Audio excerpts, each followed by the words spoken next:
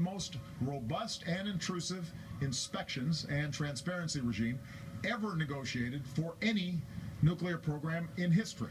Iran and the IAEA negotiated and concluded an agreement to deal with this issue of PMD. These documents are not public, but nonetheless, we have been briefed on those documents. We know their contents. We're satisfied with them. Can you explain why this arrangement with Iran using its own experts and equipment to investigate the site was deemed acceptable? We have full confidence in the IAEA and in the inspection regimen that they will establish and set up to make sure that Iran cannot achieve nuclear weapons capability. We're very comfortable with the arrangement. Well, there are a lot of lawmakers not comfortable with the arrangement, as the IAEA now apparently saying that Iran can do its own inspections of its own nuclear facilities. And there's a lot of reaction. The chairman of the House Foreign Affairs Committee, Ed Royce, releasing a statement late this afternoon saying international inspections should be done by international inspectors, period. The standard of anywhere, anytime inspections, so critical to a viable agreement, has dropped to when Iran wants, where Iran wants, on Iran's terms. Congress must now consider whether this unprecedented arrangement will keep Iran from cheating. This is a dangerous farce. A lot of reaction coming in. Let's bring in our panel. Jason Riley, columnist with the Wall Street Journal. Amy Walter, national editor for the Cook Political Report, and syndicated columnist Charles Krauthammer.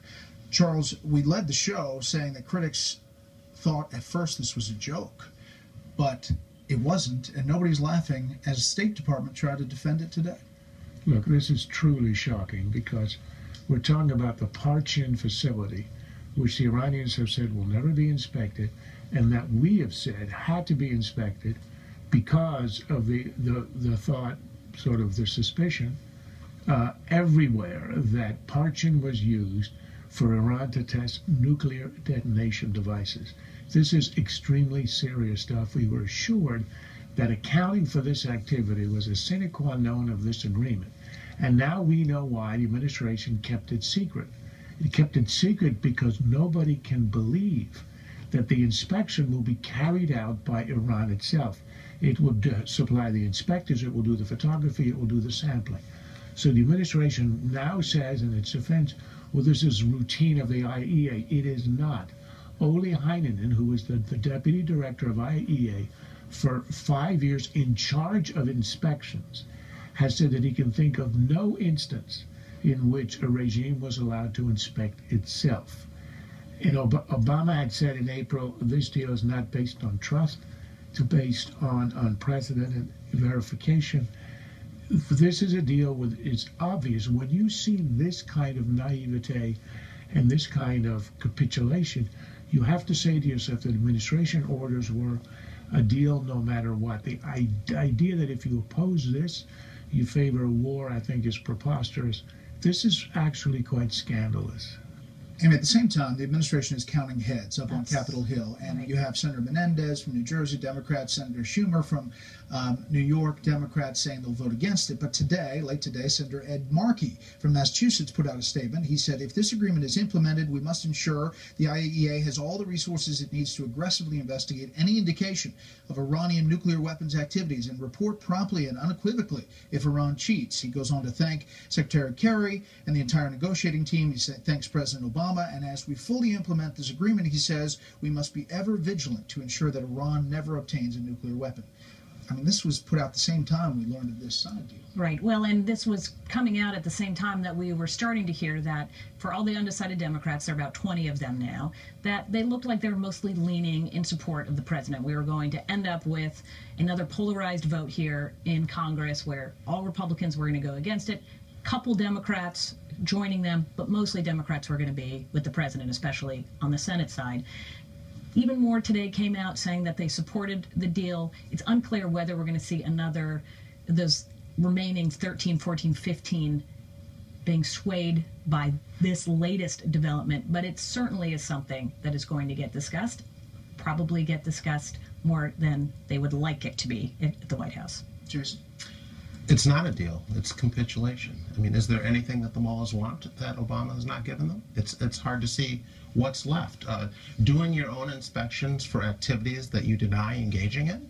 It's a joke, and trying to play this down as the administration has done is no big deal is ridiculous. Obviously, it's a big deal, which is why they didn't want anyone to know about it. And it's also, let's keep in mind what Iran is going to get the moment they sign on this dotted line. $100 billion in frozen assets will be turned over to them. Not to mention all the economic activity they'll get over the next 10 years, the billions that will come along with that. They're going to be rewarded for this obstinate behavior, which I think is what really galls people. And I think, any self-respecting lawmaker that does not take a second look at this deal, assuming they didn't know about this, Right.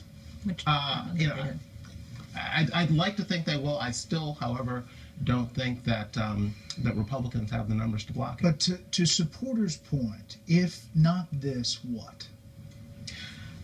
A better deal, or no deal, which would be better than this deal. There are alternatives, despite the president's rhetoric that it is my way or war or something worse. I don't believe that, and I don't think most people believe this. How can you do worse than Iran inspecting its own sites, not even having physical access, but having to use photography and video given to you by Iranian officials to find out if you're abiding by the agreement? It's Obama's own argument. He says this deal is better than no deal because it doesn't depend on trust. And now we hear that the Parchin inspection is 100% trust. And look, the results are already predetermined, because the reason they're inspecting the Parchin is because Iran has to account for past military activity. In other words, we have to know what was done, how far they got with the weaponization in order to know how to look for it in the future and to have a baseline. So this is why it's a critical issue. We're not going to have that now. And of course, the Iranians have said all along they never were intended on making a bomb. There has never been any military activity. That's written in the agreement. Iran says it was always a peaceful activity. So we know in advance that the self-inspection will yield the conclusion that there was no weaponization happening. That's already done. The IAEA will report in December. After that, the agreement is implemented.